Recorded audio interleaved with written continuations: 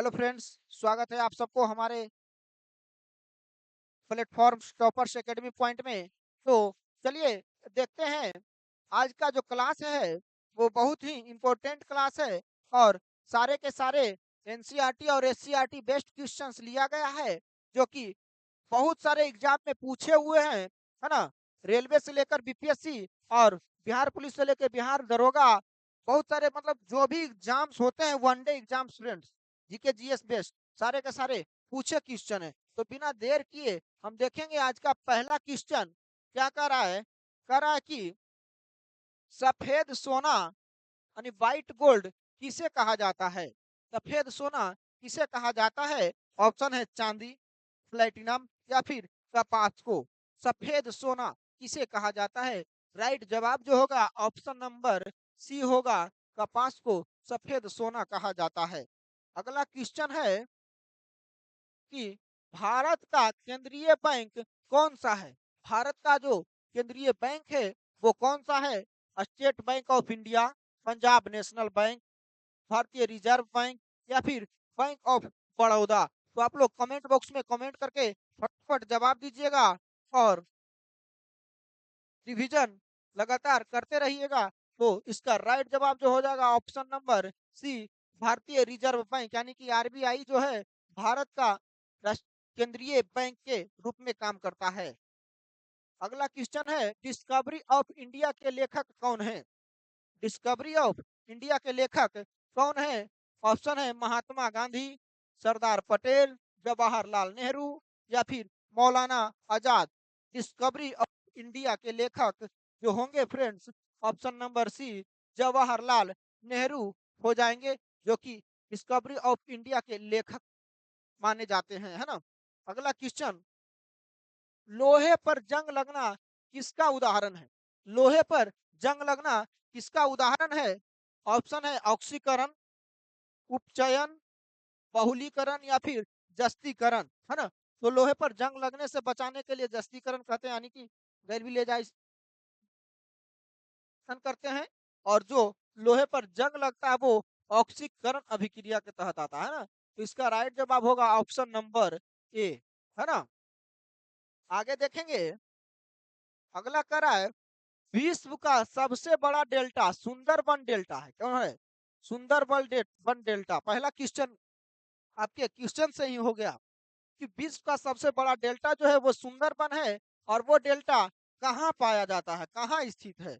तो ऑप्शन देखेंगे, भारत भारत और बांग्लादेश के बीच, चीन में या फिर ब्राजील में या फिर मिस्र में। तो भारत और बांग्लादेश के बीच में ये सुंदरबन का डेल्टा पाया जाता है। तो राइट जवाब होगा ऑप्शन नंबर ए। आगे देखिएगा, पायरिया रोग शरीर के किस अंग को प्रभावित करता है? पायरिया जो है कौन से अंग को प्रभावित करता है?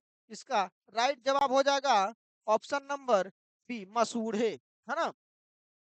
पायरिया जो है मसूड़ा को प्रभावित करता है।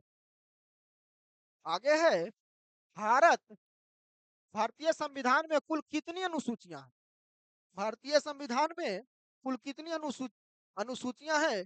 तो ऑप्शन है 8, 10, 12 या फिर 15। तो आप लोग कमेंट करके जवाब दीजिएगा।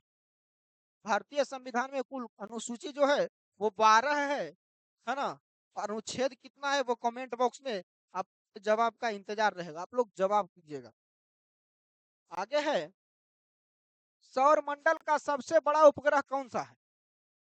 सौर मंडल का सबसे बड़ा उपग्रह कौन सा है, बताएंगे? सौर मंडल का सबसे बड़ा उपग्रह कौन सा है? ऑप्शन है टाइटन, चंद्रमा, गैनीमेड या फिर फोबोस। तो इसका राइट जवाब हो जाएगा ऑप्शन नंबर सी, गैनीमेड जो है वो सौरमंडल का सबसे बड़ा उपग्रह है। आगे है, ऑस्कर पुरस्कार किस क्षेत्र में दिया जाता है? ऑस्कर पुरस्कार किस क्षेत्र में दिया जाता है? ऑप्शन है साहित्य में, सिनेमा में, विज्ञान में या फिर खेल में। ऑस्कर पुरस्कार जो है वो सिनेमा के क्षेत्र में दिया जाता है, ठीक है। किसके क्षेत्र में? सिनेमा के क्षेत्र में। आगे देखिए क्या कर रहा है, कह रहा है कि भाभा परमाणु अनुसंधान केंद्र कहाँ स्थित है? भाभा परमाणु अनुसंधान केंद्र कहाँ स्थित है? ऑप्शन है मुंबई, बेंगलुरु, चेन्नई या फिर पोखरन, है ना, पोखरन राजस्थान में है ना। तो आप लोग कमेंट करके जवाब दीजिए। इसका राइट जवाब होगा ऑप्शन नंबर ए, मुंबई के ट्राम्बे में भाभा परमाणु अनुसंधान केंद्र स्थित है। आगे है, शुष्क बर्फ का रासायनिक नाम क्या है? शुष्क बर्फ का रासायनिक नाम क्या है? ऑप्शन है ठोस नाइट्रोजन, ठोस कार्बन डाइऑक्साइड या फिर ठोस ऑक्सीजन या फिर सल्फर डाइऑक्साइड। इसका राइट जवाब होगा ऑप्शन नंबर बी, ठोस कार्बन डाइऑक्साइड को ही शुष्क बर्फ यानी कि ड्राई आइस के नाम से जाना जाता है। आगे देखिए, करा बुल फाइटिंग यानी कि सांड युद्ध किस देश का राष्ट्रीय खेल है? बुल फाइटिंग किस देश का राष्ट्रीय युद्ध जो है बुल फाइटिंग को कहा जाता है? इसका राइट जवाब होगा स्पेन। स्पेन जो है, स्पेन देश के राष्ट्रीय खेल को बुल फाइटिंग कहा जाता है ना। अगला देखिएगा, भारत के किस राज्य में लोकटक झील स्थित है? भारत के किस राज्य में लोकटक झील स्थित है? तो चलिए देखते हैं। ऑप्शन है सिक्किम, मणिपुर, उड़ीसा या फिर केरल। इसका राइट जवाब जो होगा वो होगा ऑप्शन नंबर बी, भारत के मणिपुर में लोकटक झील स्थित है। आगे का क्वेश्चन है, रक्त का शुद्धिकरण शरीर के किस अंग में होता है? रक्त का शुद्धिकरण शरीर के किस अंग में होता है? बताएंगे। ऑप्शन है हृदय, फेफड़ा, वृक्क या फिर यकृत। बताइए, रक्त का शुद्धिकरण किस अंग में होता है? शरीर के किस अंग में होता है? इसका राइट जवाब हो जाएगा ऑप्शन नंबर सी, वृक्क में होता है, यानी कि वृक्क को ही हम लोग किडनी कहते हैं। आगे देखिएगा, गदर पार्टी की स्थापना किसने की थी? गदर पार्टी की स्थापना किसने की थी? ऑप्शन है लाला हरदयाल, भगत सिंह, चंद्रशेखर आजाद या फिर सुभाष चंद्र बोस। गदर पार्टी की स्थापना किसने की थी? इसका राइट जवाब हो जाएगा ऑप्शन नंबर ए, लाला हरदयाल के द्वारा गदर पार्टी की स्थापना की गई थी। आगे है, विद्युत धारा का मात्रक क्या है? बड़ा ही इजी सा क्वेश्चन है। विद्युत धारा का मात्रक क्या है? लेकिन कंफ्यूजन बहुत ज्यादा होता है। वोल्ट, वाट, एम्पियर या फिर ओम में बहुत ज्यादा कंफ्यूजन होती है एग्जाम के टाइम में, है ना। तो इसका राइट जवाब होगा ऑप्शन नंबर सी, विद्युत धारा का पूछ रहा है, इलेक्ट्रिसिटी करंट का पूछ रहा है, इसका मतलब होगा एम्पियर होगा। ठीक है। अगला देखिएगा, कुचिपुड़ी किस राज्य का शास्त्रीय नृत्य है? कुचिपुड़ी किस राज्य का शास्त्रीय नृत्य है? ऑप्शन है तमिलनाडु, आंध्र प्रदेश, केरल या फिर कर्नाटक। कुचिपुड़ी, कुचिपुड़ी जो है वो आंध्र प्रदेश का शास्त्रीय नृत्य है। कुचिपुड़ी यानी कि इसका ट्रिक के माध्यम से जान सकते हैं। कुचिपुड़ी यानी कि कच्चा पूड़ी, है ना, आधा कच्चा तो आधा यानी कि आंध्र प्रदेश, यानी कि आधा कच्चा पूड़ी यानी कि आंध्र प्रदेश से संबंधित है। ठीक है। आगे देखिएगा, कुछ कुछ ऐसे ट्रिक्स हैं जिसके माध्यम से कुछ क्वेश्चन याद कर लीजिएगा तो कभी भूल नहीं पाइएगा ना। अगला देखिए, विश्व का सबसे बड़ा द्वीप, है ना, कौन सा है? विश्व का सबसे बड़ा द्वीप कौन सा है? द्वीप पूछ रहा, महाद्वीप नहीं पूछ रहा, द्वीप पूछ रहा है। ऑप्शन है ग्रीनलैंड, मेडागास्कर, सुमात्रा या फिर श्रीलंका। विश्व का सबसे बड़ा द्वीप जो है वो ऑप्शन नंबर ए, ग्रीनलैंड है। ठीक है। आगे देखिएगा, शून्य का आविष्कार किस देश में हुआ था? शून्य का आविष्कार यानी जीरो का आविष्कार किस देश में हुआ था? युआन में, मिस्र में, भारत में या फिर अरब में? शून्य का आविष्कार जो हुआ था फ्रेंड्स वो भारत देश में हुआ था, है ना, आर्यभट्ट के द्वारा। अगला देखिएगा, एड्स की जांच के लिए कौन सा टेस्ट किया जाता है? यानी एड्स जो है एक प्रकार की बीमारी है, उसका जांच के लिए कौन सा टेस्ट किया जाता है? ऑप्शन है ईसीजी, एलिसा, बायोप्सी या फिर एंडोस्कोपी।